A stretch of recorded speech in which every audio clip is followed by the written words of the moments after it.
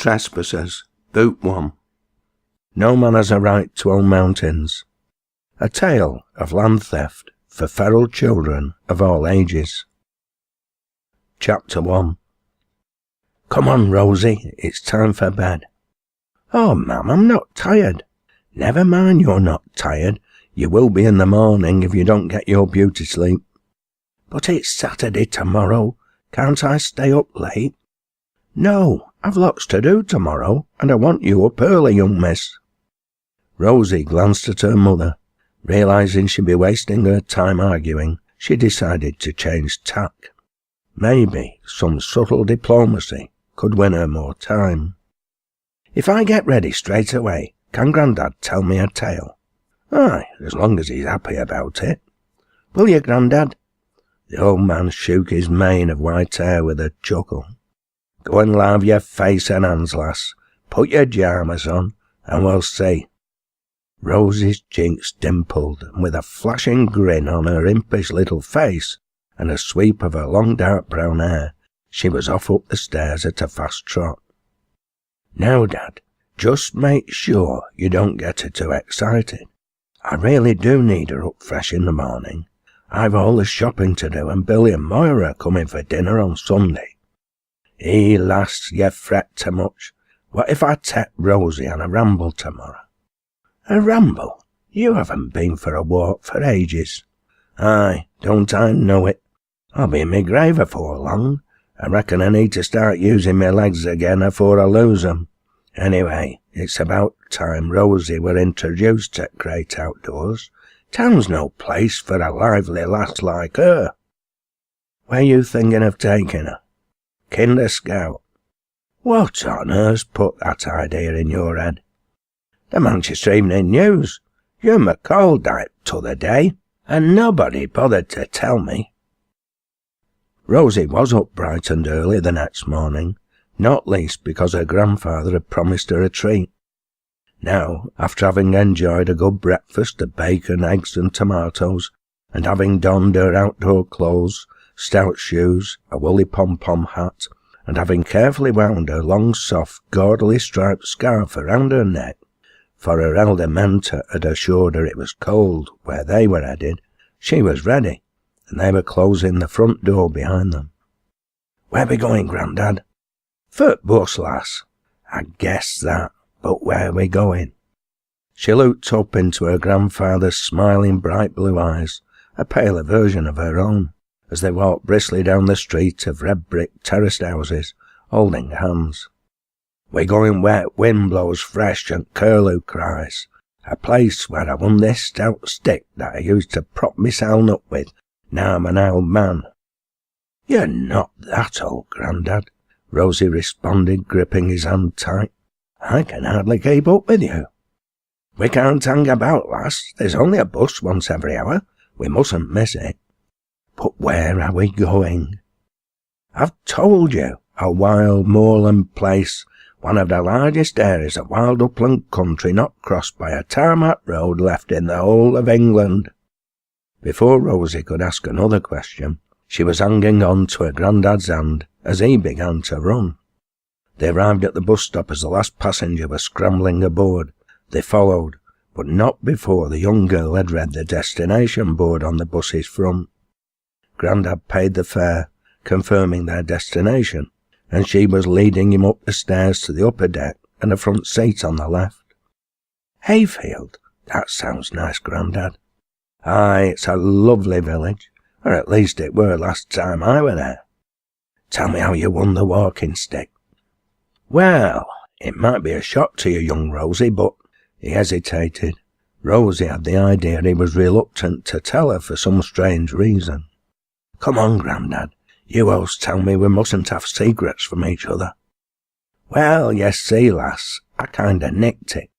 Nicked it? You mean you stole it? Rosie sounded shocked. She looked at her beloved grandfather in disbelief. She couldn't imagine him stealing anything. Yes, I have to admit it, I stole it. But it were in a good cause, Rosie. I took it off a gamekeeper. He was about to hit my darling sweetheart, your poor dead grandmother, across the head with it.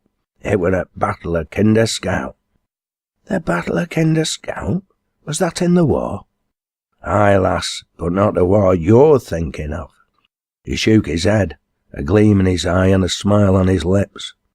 "It were a battle in a war that's gone on almost since beginning of time, and is still going on today, if truth be known.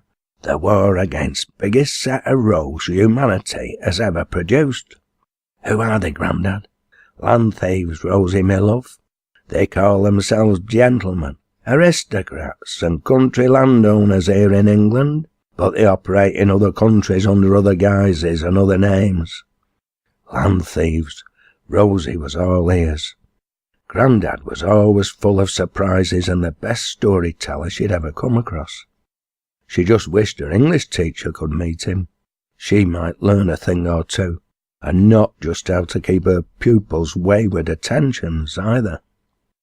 The bus wended on its way, leaving Stockport behind. Soon they were passing the rising sun in Hazel Grove, following the sign for Buxton up the busy A6.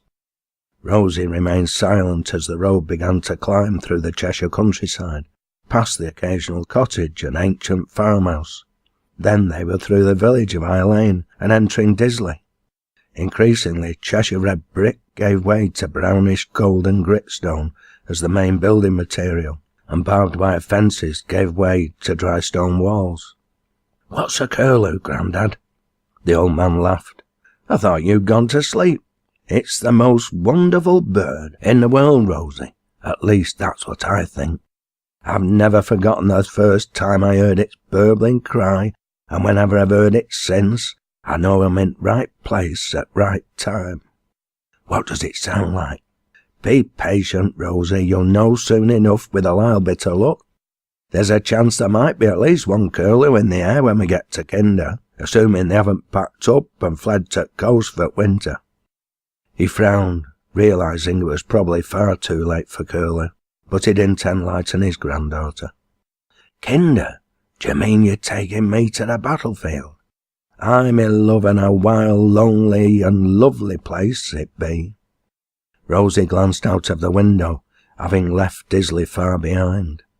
Slightly below her, running parallel to the road they were travelling on, and cut into the hillside, ran a canal, its banks populated with trees and bushes, most of them bare of leaves, it being the last Saturday in October. The hills across the wide, deep valley were becoming more prominent, and the overall aspect growing wilder. Then they were turning left off the main road, descending steeply past Newtown Station on the right, into the mill town of New Mills. They'd left Cheshire behind, and were now in Derbyshire, Grandad informed her. "Not far now, Rosie. We'll soon be there. Look out for Waltzing Weasel." "The Waltzing Weasel? What on earth's that?" "Rosie, you know what a weasel is, don't you?"